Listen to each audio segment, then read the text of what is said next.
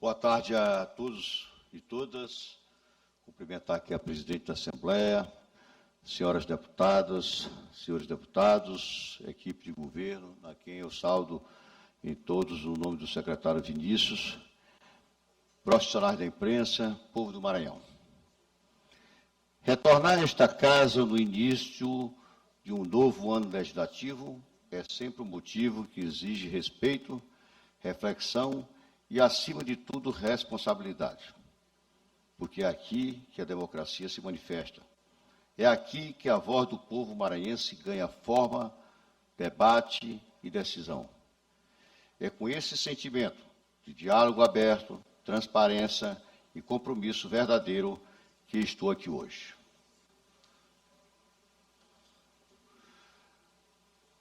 Para renovar diante de todos vocês o pacto que firmamos com o Maranhão, o pacto de governar com seriedade, com sensibilidade e com olhar sempre voltado para as pessoas.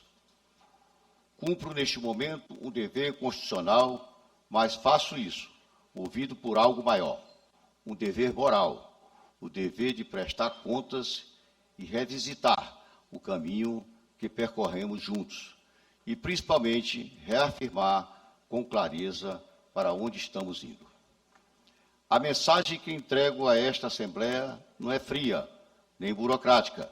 Ela carrega um peso de um ano intenso, de decisões difíceis, de escolhas que exigiram coragem e carregar, sobretudo, uma convicção que nunca nos deixou. Governar é cuidar das pessoas. O ano de 2025 não foi simples. O mundo atravessou instabilidades econômicas, conflitos, inseguranças que afetaram mercados, investimentos e expectativas. O Brasil sentiu, os estados sentiram, as famílias sentiram e o Maranhão também sentiu. Mas foi exatamente neste momento que mostramos quem somos. Com o apoio desta casa, o nosso governo demonstrou maturidade, equilíbrio e capacidade de liderança. Quando muitos recuaram, nós planejamos. Quando outros pararam, nós organizamos a casa. Quando a instabilidade gerava medo, nós respondemos com trabalho, seriedade e responsabilidades. Os resultados começaram a aparecer. Encerramos 2025 com as contas em ordem, com equilíbrio fiscal e com reconhecimento nacional pela forma transparente como o Maranhão é administrado. Mas o mais importante não está nos relatórios, está na vida de cada maranhense impactado pelas nossas ações. Não falo apenas de números, embora eles sejam fundamentais. Falo de respeito, de dignidade, de oportunidade e de esperança. Hoje o Maranhão é referência em responsabilidade fiscal. Pela primeira vez em nossa história, alcançamos a nota A na capacidade de pagamento. Isso significa mais credibilidade, mais confiança e mais condições de investir onde o povo mais precisa. Somos o segundo estado do Brasil em solidez fiscal. E faço questão de dizer, isso não é apenas uma medalha para o governo, é uma garantia para o cidadão de que cada centavo do dinheiro público está sendo tratado com seriedade e zelo. Este equilíbrio nos permitiu avançar, crescer, gerar empregos, fortalecer a economia, uma economia que é criativa, coletiva e inclusiva. O nosso PIB cresceu 4,2%, com dados referentes ao terceiro trimestre de 2025. Lembrando que o PIB do Brasil cresceu 1,8%. E o PIB do Nordeste cresceu 2,4%. Fechamos o ano com a menor taxa de desemprego do Nordeste, com aumento da massa salarial e com setores como a construção civil, o comércio e os serviços puxando esse crescimento. Mas nenhum dado econômico tem valor se não trocar a vida das pessoas. É por isso que cada ação do nosso governo tem rosto, tem nome e tem história. Quando investimos em educação, não estamos investindo apenas em construção de escolas ou entregando equipamentos. Estamos dizendo de forma clara a cada estudante: o seu futuro importa. Estamos dizendo que o lugar de um jovem maranhense é onde ele sonha chegar. A educação de verdade nasceu exatamente dessa convicção. Levamos tecnologia para as salas de aulas, garantimos alimentação de qualidade, transporte escolar seguro, ampliamos o ensino integral, fortalecemos nossas universidades e abrimos caminhos para que o conhecimento seja um direito e nunca um privilégio. Quando falamos em desenvolvimento econômico, não estamos falando apenas de obras ou posições em ranking. Estamos falando de quem abre uma pequena empresa, de quem vive do turismo, de quem depende da agricultura, do comércio e dos serviços para sustentar sua família.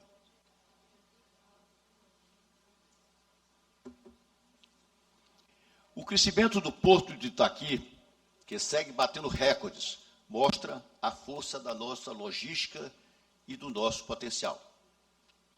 Em 2025, batemos mais uma marca histórica em movimentação de cargas, de importação e exportação.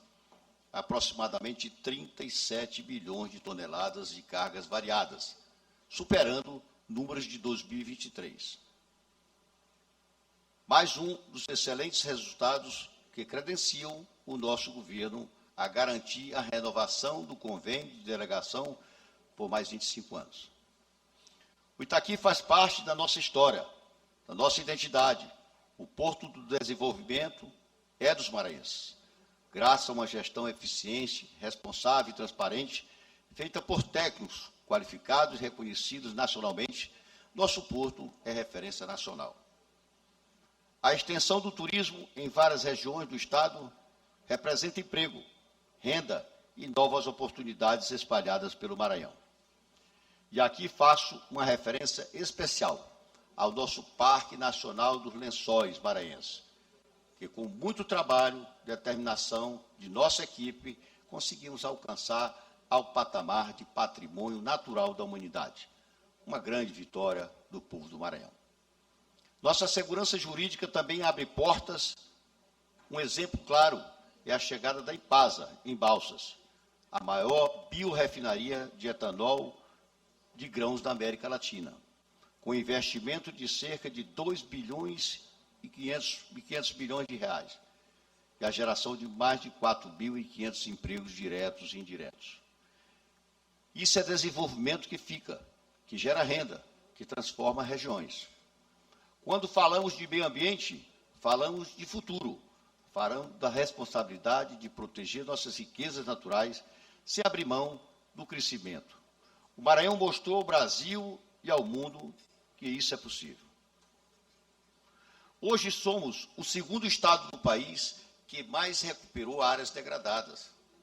Mas se exige uma marca que traduz o lado mais humano do nosso governo, ela está no cuidar com quem mais precisa. O Maranhão Livre da Fome não é apenas um programa social, é uma escolha ética, é o reconhecimento de que ninguém consegue planejar o amanhã, quanto falta o básico na sua mesa. Combater a fome é devolver dignidade, é oferecer um recomeço, é olhar nos olhos de quem mais precisa e dizer, com as ações concretas, o Estado está aqui. Esse programa chega para reforçar políticas que já retiraram cerca de 1 milhão de maranhenses da extrema pobreza.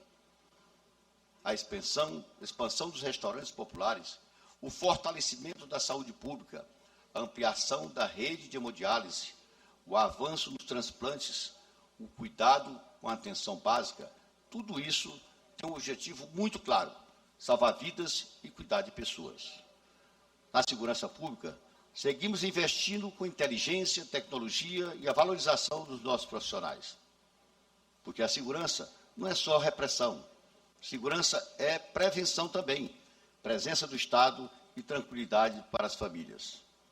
Nada disso, senhoras e senhores, seria possível sem diálogo, sem parceria e sem respeito entre os poderes. Quero aqui reafirmar o meu reconhecimento a esta Assembleia Legislativa, às deputadas, os deputados, pela contribuição permanente ao desenvolvimento do Maranhão. Agradeço também às prefeitas, prefeitos, vereadoras e vereadores, que estão lá na ponta, conhecendo de perto as dores e os sonhos do nosso povo. E agradeço ao governo federal, ao presidente Lula, para ser o fundamental para que grandes investimentos se tornem realidade. Os desafios de 2026 são grandes, é verdade, mas a nossa capacidade de enfrentá-los é ainda maior.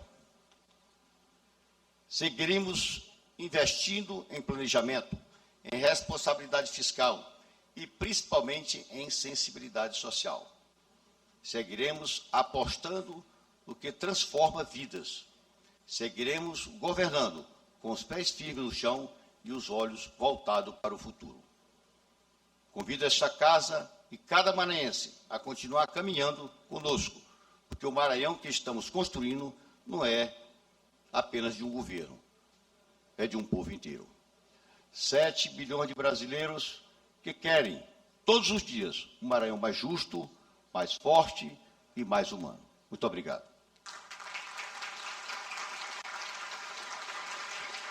Presidente, eu queria fazer aqui um pequeno improviso.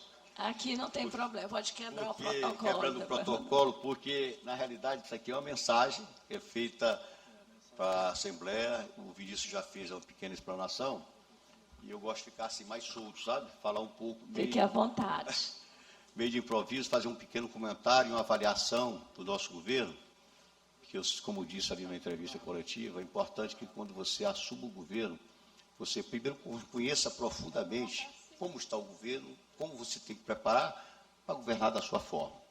Então, o primeiro passo que a gente deu foi reestruturar as questões financeiras. A gente sofreu um baque muito grande em 2022 com a perda do ICMS do combustível, perdemos 13%. Isso fez com que a gente reestruturasse toda a nossa máquina pública para poder começar a organizar o Estado da nossa forma e garantir que a gente pudesse ter recurso para fazer as grandes ações, não só na parte de estrutura, mas também na parte social, na saúde, na educação, em todas as áreas. E assim o fizemos. 2023 foi o ano dos ajustes. A gente, quando assumiu o governo, nós estávamos na letra C, da CAPAG. Só que a letra C não permite que a gente consiga financiamento. E sem financiamento, você fica com uma gestão muito acanhada. Todos os estados conseguem financiamento. A Operadora de Pernambuco, eu acho que está com quase 5 bilhões em caixa por conta de financiamento. Mas se não tivesse melhorado a letra, a gente não era possível conseguir o financiamento para conseguir grandes conquistas. Conseguimos passar para a letra C. Quero aqui agradecer à Assembleia Legislativa, que de pronto aprovou aqui uma proposta de um financiamento que permitiu que a gente fizesse grandes ações.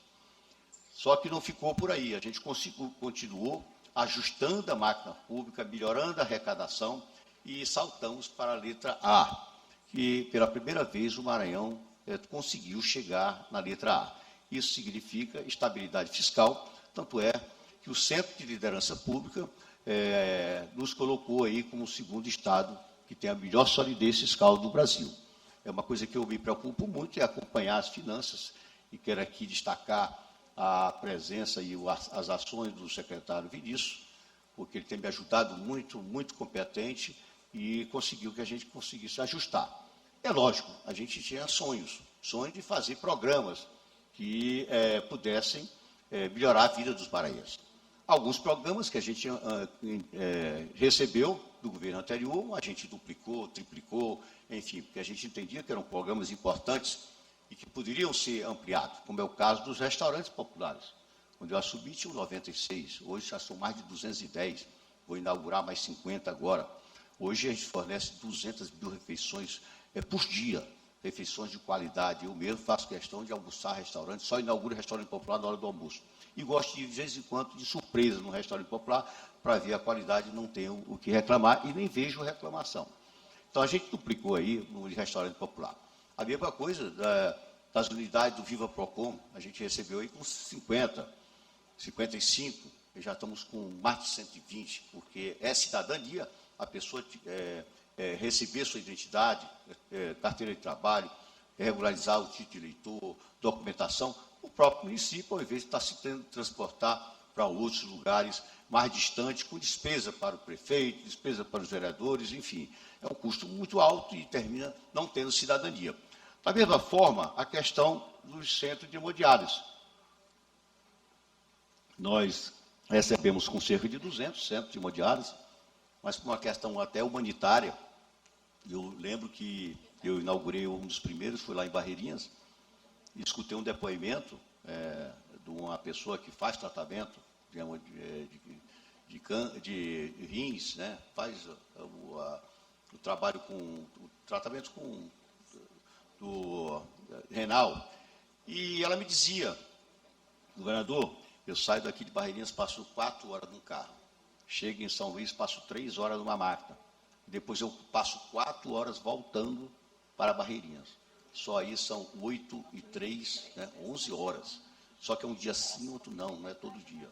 Então eu vi que a necessidade de ampliar, colocar os centros de hemodiálise mais próximos das cidades. Então a gente saltou aí de 200 para quase 600. Agora, no mês de março, a gente fecha 600. Colocando em cada uma das regionais, eu acho que isso é um trabalho extremamente humanitário. Identifiquei também que a gente tinha uma fila muito grande de pessoas para fazer cirurgia de catarata, pterígio, para conseguir um óculos, certo? Para fazer outros tipos de exames. Então, resolveu fazer vários mutirões. Quero aqui destacar que os deputados também têm colocado emendas para fazer mutirão, porque eles também entenderam a importância de zerar essa fila. E a gente já fez aí mais de 360 mil consultas, foram mais de 150 mil óculos que foram distribuídos para as pessoas que precisam ser apenas de um óculos, com 1 grau num lado, 2 graus no outro, isso trazendo também dignidade, né? Fora as cirurgias de catarata, pterígio, e agora também hérnias, varizes, tudo isso a gente tem feito, colocado os hospitais à disposição de tanto deputados estaduais como deputados federais. A gente tem feito uma grande parceria, além das ações que são feitas pelo nosso governo. Então, aqui só registrando que os deputados também têm sido parceiros nessas ações. Nessas avaliações de governo, recentemente eu estive em Brasília e nós fomos premiados como o governo que teve a melhor gestão pública do Brasil. Fomos premiados pelo Ministério de Gestão e Inovação. Por quê? Fomos o primeiro a implantar o SEI, fomos o primeiro a implantar as alterações, as modernizações que precisavam, porque Estado, não sendo moderno, não sendo tecnológico, ele não consegue também avançar.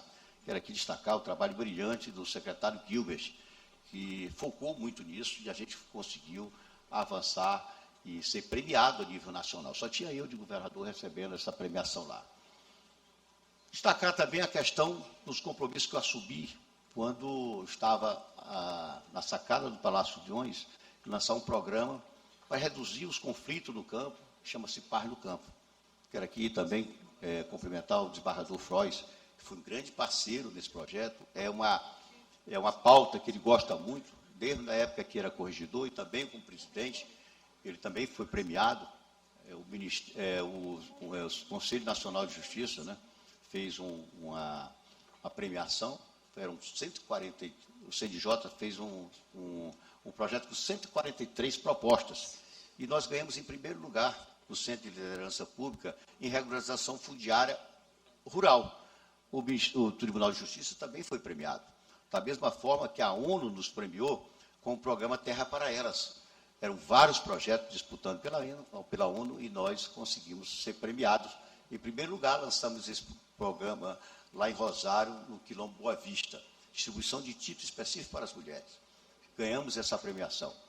De forma que, na regularização fundiária, nós conseguimos, certo, chegar em 2025 com mais de 18.500 títulos distribuídos para a população da zona rural e mais de 17 mil títulos distribuídos para a população urbana.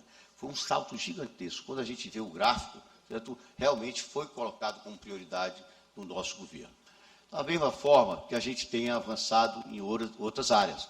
Na área de infraestrutura, nós conseguimos uma grande parceria com o presidente Lula. Eu sempre destaco e não tenho necessidade de esconder as parcerias. Pelo contrário, eu passo a destacar. Nós conseguimos aí a Avenida Litorânea, que são 7 quilômetros que a gente está construindo. O presidente Lula entrou com 5 e nós vamos entrar com mais 2 quilômetros com recurso próprio. Isso vai praticamente dobrar o que tem na Litorânea hoje. Litorânea foi feito em 40 anos, 7 quilômetros. Nós vamos fazer num ano e meio 7 quilômetros. 5 do presidente Lula, parceria com o presidente Lula, e 2 do governo do Estado.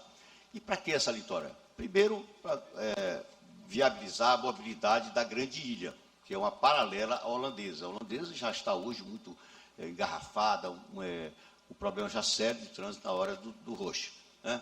Mas não fica por aí. A gente também fez uma parceria com o presidente Lula na Avenida Metropolitana. Estou falando um pouco aqui do grande anel viário que a gente está fazendo. São mais de 40 quilômetros. Pistas, avenidas de 6 pistas, 3 de um lado, 3 do outro. A gente resolveu fazer logo uma coisa bem feita, garantindo o futuro. Entrando ali no funil, a Avenida Metropolitana, começa ali, dá um contorno em todo o aeroporto, saindo lá no elevado, na Avenida Guajajara, está praticamente pronto. Eu acho que mês que vem a gente inaugura. Entra pela UEMA e vai sair ali, lá no contorno da UEMA, em frente ao portal. E depois entra ali, em direção à estrada de Ribamar, por um terreno que é um terreno lá de reserva, lá do Ibama, que eles nos cederam para a gente fazer outra avenida com 6 pistas. Isso vai tudo melhorar a mobilidade. Estamos duplicando ali da avenida do viaduto Neiva Moreira, em frente ao Alphaville, até a estrada de Ribamar, ao posto chamado Maracajá. 6 pistas também duplicadas. Isso tudo vai facilitar a interligação de São Luís, Passo do Meado, São José de Ribamar e Raposa. Duplicamos também para chegar na Raposa, regularizamos o problema crônico que existe ali, do Olho d'Água até o Alphaville, que tinha um engarrafamento muito grande, a gente regularizou. De forma que essa infraestrutura a gente está construindo para deixar o trânsito em São Luís, que cresce muito, principalmente para a região de Ribamar e Passo do Meado, garantindo a melhor mobilidade.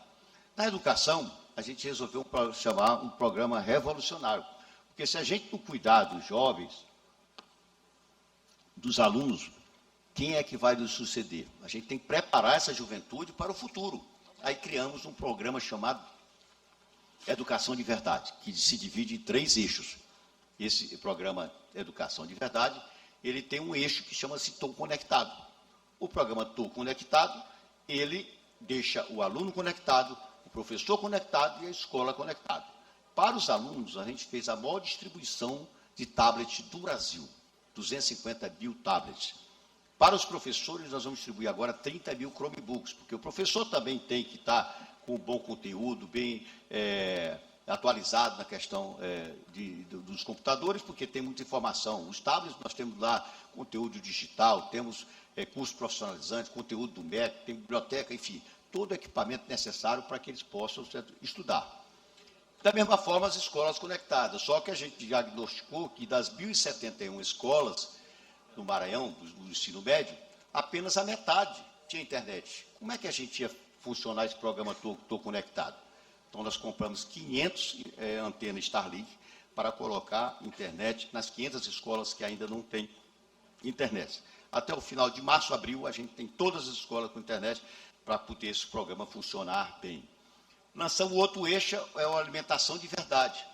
Quando eu fui inaugurar 2 escolas aqui em São Luís, eu diagnostiquei, cheguei na hora do lanche. E aí os meninos chegaram lá e perguntei, o que você está lanchando aí? Eu estou lanchando um suco com bolacha, 2 bolachas. Aí eu vi que aquilo ali também precisava fazer um ajuste. Certo? Eu fiz uma parceria com o presidente Lula, estou investindo aí 180 bilhões de reais do governo do Estado, esse recurso vai para os diretores de escola, e uma parte também vem do governo federal, mais 26 bilhões, para a gente poder colocar a alimentação nas escolas. Menino de barriga vazia não aprende. Esses jovens, garotos, meninos e meninas da escola pública, geralmente são pessoas de baixa renda.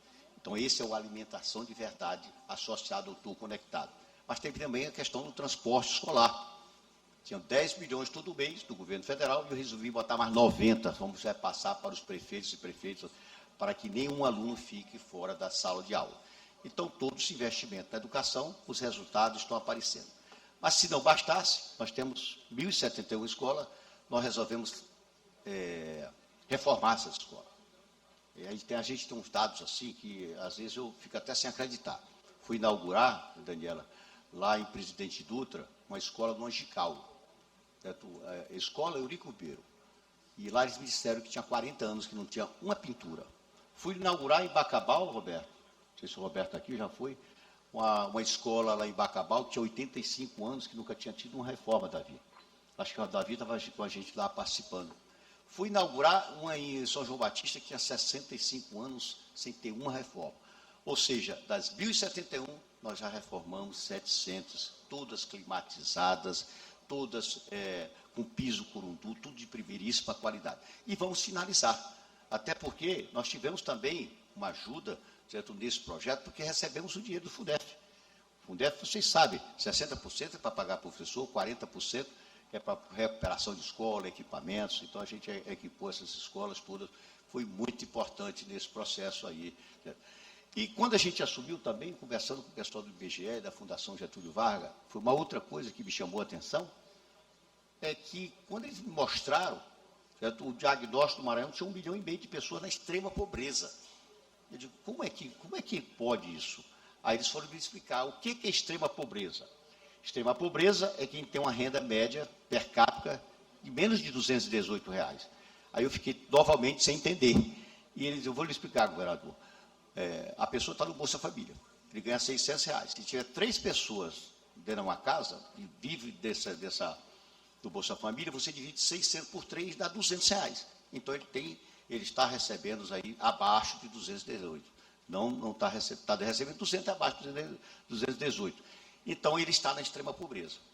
Então a gente, com esse aumento do número de restaurantes populares, o programa do leite, banco de alimentos, Procarf, que a gente aumentou significativamente o Procarf, nós conseguimos tirar 1 milhão de pessoas da extrema pobreza. Mas nos restou 500 mil pessoas. Aí a gente pensou, fizemos uma ampla reunião com vários poderes, Assembleia, Ministério Público, Judiciário, as igrejas católicas, evangélica, Defensoria, e a Unicef, e o nosso governo. Passamos 8 meses discutindo para lançar um programa chamado, certo, Maranhão Livre da Fome. Esse programa ele tinha que ser muito bem conceituado. E aí, esses diálogos, esse debate, nos trouxe grandes proveitos, grandes sugestões. A Igreja Católica, por exemplo, disse assim, eu não quero entrar nesse programa se esse cartão passar em CNPJ de bebida, em bar, restaurante, boteco. Não, aí só se estiver bloqueado. Da mesma forma, a Igreja Evangélica disse, eu não quero, certo, que os cartões passem em jogo de aposta, né, aquele jogo de tigrinho, aquelas coisas. E assim a gente foi ajustando. Tentamos fazer pela Caixa Econômica, mas a Caixa Econômica não tinha como fazer esse bloqueio para bebida, para joguinhos, enfim, porque realmente o projeto era para compra de alimentos.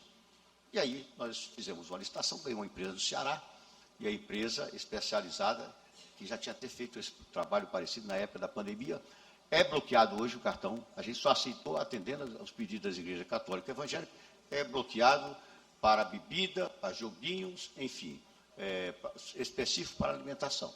E aí o programa consta em R$300, era 200, terminei aumentando para 300, porque eu quis abrir um espaço também para a compra de medicamentos, principalmente essas doenças crônicas. E ele consta, primeira coisa, colocar comida na mesa dessas pessoas que estão em extrema pobreza. Isso, com R$300, ele compra aí 4, 5 de cesta básica, dá para comprar, e garantir, em primeiro lugar, a alimentação. Porque sem alimentação você não pode nem sonhar, nem pensar. O segundo momento é o check-up que a gente faz, são vários mutirões, para identificar se a pessoa tem alguma doença, certo? Seja crônica, diabetes, hipertensão, para a gente poder tratar e cuidar daquela pessoa. Se ele tem problema de vista, né? Quantas pessoas, são mais de 50 mil pessoas que não enxergavam, já estão enxergando por conta das cirurgias cataratas. E o último eixo, que eu considero um dos mais importantes, é o eixo da capacitação. Porque não adianta só dar dando peixe, a gente tem que dar o anzol também para capacitar. No momento que a gente capacita uma pessoa, uma mulher dessa, que já está se alimentando, já está cuidando da saúde, ela tem que ser capacitada para entrar no mercado de trabalho. Fizemos uma parceria com o supermercado Mateus, ele pediu logo 5 mil pessoas, certo? que estavam nesse programa. A construção civil também, eu quero entrar nesse programa contratando essas pessoas. De forma que isso, certo, faz com que as pessoas, certo, a gente tem convicção que essas 500 mil pessoas, que são cerca de 95 mil famílias, elas vão sair. Porque logo que aumenta o valor do repasse do cartão, ele já está automaticamente fora do programa da extrema pobreza. A gente também ampliou outros programas, certo? Como o cartão transporte universitário, considero um programa muito exitoso, porque faz com que os alunos se desloquem para as cidades maiores para fazer uma faculdade. O trabalho jovem era 1 mil, eu estou com 10 mil, e no momento que a gente paga uma bolsa para ele entrar na empresa e trabalhar, 40% depois é absorvido pela própria empresa. A empresa entende que ele está preparado, está capacitado e termina contratando. O trabalho jovem que vai bater os 50%, depois é contratado. Então, é uma oportunidade que a gente está dando para esse jovem. Nós estamos também um programa Juro Zero. Eu identifiquei que as pequenas e microempresas tinham um programa chamado de microcrédito. Até 20 mil reais, 22 mil reais, eles atendem as pequenas e microempresas. Só que 90% das empresas maranhenses são microempresas. E o que a gente fez? Fiz uma parceria com o Banco Nordeste e com o Sebrae, onde a gente assumiu a dívida do juro. Se a pessoa tira 10 mil reais, ao final de 12 meses, ele vai pagar 10 mil reais. E o juro quem paga é o governo. E o Sebrae teve um papel muito importante no momento que ele foi avalista, precisava do avalista. Avalista sempre é uma coisa complicada, você vai pedir para o irmão, para um parente, para um amigo, mas às vezes as pessoas não querem dar o aval. Então, o Sebrae fez esse papel muito importante e hoje o microcrédito circula no Maranhão cerca de 1 bilhão e 300 milhões por ano. Somos o segundo estado do Nordeste que mais capta o microcrédito para essas pequenas e microempresas, que vai até 22 mil reais. Mas a aposta minha é que a gente pagando juros, nós vamos para 3 a 4 bilhões de reais. E o que significa disso? É dinheiro circulando, é geração de emprego, a pessoa que vai, o negócio dele vai crescendo, ele vai comprando uma roupa, ele vai comprando um calçado, ele vai comprando uma comida melhor, e assim esse programa Juro Zero está espalhado pelo Maranhão inteiro, porque não tinha agência suficiente. Eu estou botando dentro do Viva Procon, estou colocando na sala do empreendedor, dentro das prefeituras, que é a parceria do Sebrae, e isso está dando muito certo, e eu acredito que a gente vai ter aí uma grande conquista. E eu não vou me estender muito, que a última vez que eu fui fazer uma pequena prestação de conta aqui, eu passei 2h30, Croix. Então, eu sei que os senhores também têm os seus afazeres, não quero me expandir, mas eu quero apenas reforçar que a gente fez programas sociais, a gente fez programa de estrutura, só agora, uma demanda muito grande. Eu, como governo municipalista, resolvi receber, eu acho que na história do Maranhão nunca aconteceu isso, receber individualmente todos os prefeitos e prefeitas, em comum com os vereadores. Eles levam os vereadores, porque vereadores é uma classe que eu valorizo muito, porque eles é que estão na ponta, eles é que estão fazendo a política, levando as demandas para os prefeitos, para os deputados. Eu faço questão que eles estejam presentes. Já recebi 194 prefeitos e prefeitas. Todos estão levando demandas que eles não conseguem fazer, e a gente está inaugurando essas obras, e muitas delas consideradas obras impossíveis. Eu tenho tido esse desafio de fazer aquelas obras que são consideradas impossíveis. Além das infraestruturas que nós estamos fazendo, das 10 estradas mais importantes que o nosso Estado interliga as regiões, que desenvolve as regiões, como recentemente inauguramos ali de Araiós até Água Doce, ligando os Lençóis maranhenses até o delta do Parnaíba, outros chamam o delta das Américas, os 2 polos turísticos. E agora vamos inaugurar, mês de março, a estrada que vai de Urbano Santos até Barreirinha, ligando a região do Baixo Parnaíba até a região dos Lençóis. Conseguimos em um ano, gente, isso foi recorde, que os Lençóis maranhenses se transformassem em patrimônio natural da humanidade. Não foi fácil. Eu digo isso porque patrimônio natural da humanidade, São Luís já tem um patrimônio cultural, já tem um patrimônio imaterial, que é o Bumba Meu Boi. São Luís patrimônio cultural pela beleza do seu centro histórico, imaterial pela cultura do nosso boi. Mas o patrimônio natural é muito difícil de se conseguir. Mas eu fui muito persistente. O nosso time é muito focado. Em um ano a gente conseguiu. Por que eu falo um ano? Porque Maricá passou 10 anos no Rio de Janeiro. Fernando de Noronha é uma ilha linda, passou 13 anos. Nem eu, Cláudio, acreditava que eu ia conseguir isso. Mas fui ao presidente Lula, presidente, precisando de uma carta sua de referência. Eles, Brandão, isso vai dar confusão, que tu vai competir com outros estados, de presidente, fique tranquilo, que só o Maranhão está concorrendo a esse prêmio. Aí eles, então, traz a carta e tal. E eu vi que foi ele que escreveu mesmo, pelo palavreado dele, da carta, pela maneira que escreveu, eu vi que ele teve realmente uma participação. Fui ao presidente Sarney, pedi uma carta, ele fez uma em francês, fez uma carta em português e mandou para a Unesco. E eu fui lá bater a porta. Ele pediu, eu pedi que ele conseguisse uma audiência com o embaixador Santiago, que era o líder, né, da Unesco, né. Eles disseram que não podiam receber ninguém, que isso ia ser tecnicamente, tinha que mandar lá para os técnicos, eles analisavam, mas não podia receber ninguém. Era uma maneira de evitar contatos. Mas o presidente Sarney deu sorte, porque o embaixador Santiago tinha sido embaixador, na época que ele tinha sido presidente, e me recebeu prontamente. Me deu 15 minutos, passou 1h20 conversando comigo, e me chamou para nossa comitiva para almoçar no 6º andar da Unesco. E aí eu vi que a coisa ia andar. Me disseram, Iracema, que iam ser 3 anos para conseguir esse prêmio, para fazer a vistoria. Em 3 meses eles estavam aqui no Maranhão. E eu disse, na hora que eles conseguirem, na hora que eles olharem os lençóis maranhenses, eu não tenho dúvida que esse prêmio vai sair o mais rápido possível. Então saiu, esse é uma âncora do nosso turismo. Assim como o carnaval grande, hoje é o maior carnaval público. Por que eu digo público?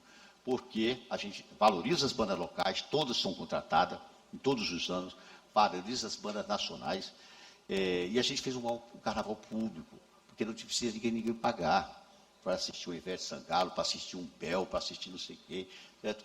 Léo Santana, esses grandes cantores, não precisa pagar. Se você vai em Salvador, você tem que pagar para comprar o abadá. Se você vai no Rio de Janeiro, para entrar na Marquês de Sapucaí, tem que pagar. Aqui é gratuito. A gente fez essa opção. Mantém o circuito no centro, também na Madre de Deus, mas a litorânea realmente estourou. Isso aí fez com que a gente trouxesse muito recurso, divulgasse o nosso Estado. Nosso Estado hoje está na mídia nacional, que a gente está fazendo o pré-carnaval. Não era só o carnaval, o pré-carnaval. Da mesma forma o São João. Na minha posse, eu digo, vou fazer o maior São João do mundo, porque eu entendo que isso gera riqueza, gera renda. Converse, faça uma experiência. Converse com a pessoa daquela, um ambulante que está vendendo ali cachorro-quente, batata frita, está vendendo coquetel durante o período do carnaval. Para ver a alegria que eles têm, certo? Como eles estão felizes que não têm emprego e a oportunidade de eles terem uma renda. Hotéis tudo cheio, restaurantes, bares, motoristas de táxi, motoristas de aplicativo ganhando dinheiro, costureira, armarinho. Então, ano passado, só para você ter uma ideia, nós investimos 50 bilhões. O retorno que teve foi de 800 bilhões, segundo os dados do IBESC, que é o nosso instituto de pesquisa, uma espécie do IBGE. Aí foi acumulando, São João também, de forma que aumentou o nosso turismo em mais de 40%, mais de 40%. Isso significa dizer que o aeroporto teve que investir 117 bilhões de reais para comportar esses turistas que estavam chegando. Isso tudo, gente, aquece muito a economia, porque carnaval não é só festa. Carnaval é valorização da cultura, é geração de emprego, geração de renda. E eu diria que o Maranhão hoje é o estado que mais gera emprego do Nordeste.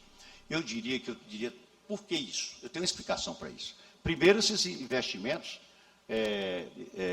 na cultura, nos eventos culturais. Esse é um eixo.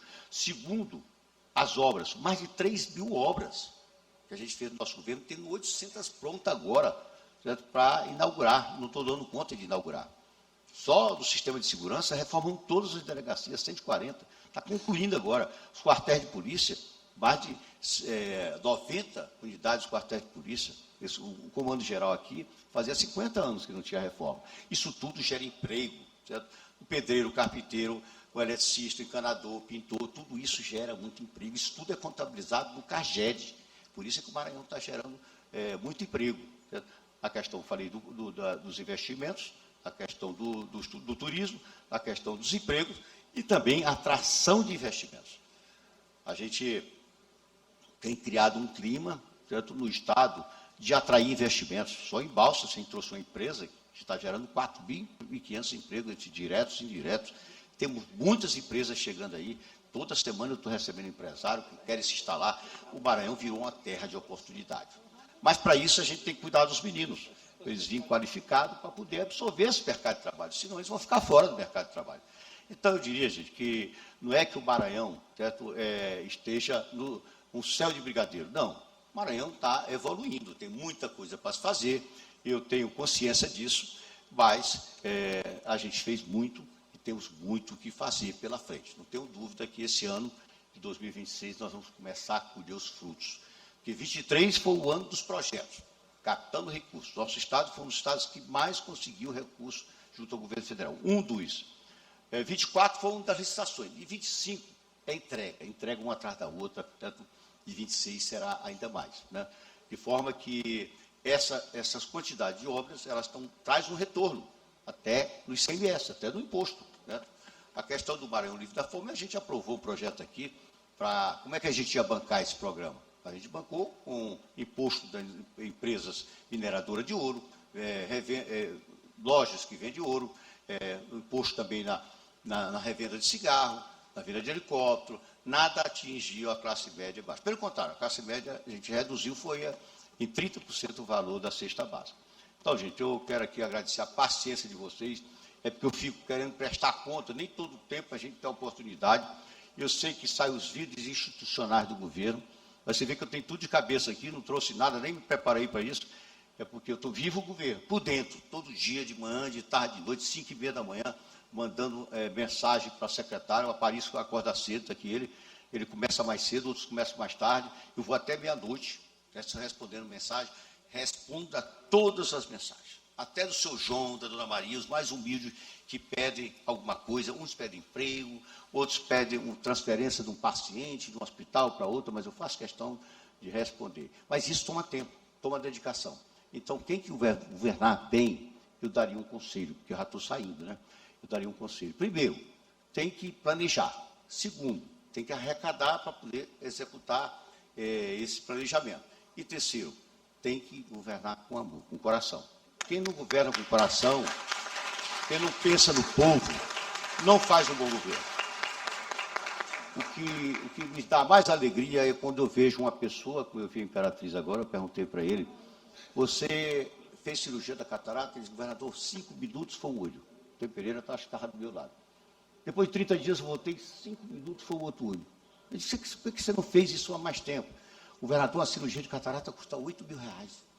Um pobre nunca vai enxergar. E aí eu disse, você tem razão, o pobre não vai enxergar. Por isso é que a gente ampliou, porque para o governo sai até mais barato. Aí ele disse assim, olha, depois que eu fiz essa cirurgia, eu arrumei até uma namorada, porque eu estava viúva e tal. Aí o outro senhor do lado dele, um mais idoso, disse assim, rapaz, cuidado com esse negócio de namorada nova, que eu já peguei 2 chifres. Enfim, aí tem de tudo. Uma outra senhora disse assim, governador, estou feliz. Por quê? Porque eu voltei a ler a Bíblia. Ela era evangélica, né? Então a gente, glória a Deus, aí a gente vê todo tipo de depoimento, aí a gente diz, eu tenho certeza, Mical, que a gente está no caminho certo. Amém. Quando a gente vê esse depoimento, é por isso que eu digo, você tem que governar com o coração, tem que ter amor que faz e trabalhar para mudar ou melhorar a vida das pessoas. As pessoas querem uma oportunidade de trabalho, as pessoas querem uma oportunidade de enxergar, as pessoas querem um óculos que, às vezes, uma criança na escola não está estudando. Eu identifiquei isso, que eu perguntei às crianças que só sentavam na frente, na sala de aula. Eu perguntei, por que você só senta aqui na frente? A professora estava falando, governador, porque eu não consigo enxergar. Aí eu digo, a gente tem que dar óculos para essas crianças. Então, quando a gente faz essas coisas, Deus abençoa. E Deus protege os bons. Né? Deus... eu acho que estava com o Mical, num evento evangélico, e eu vi um salmo que diz, quando os justos governam, o povo se alegra. Tá? Gente, muito obrigado. Feliz ano novo para todos.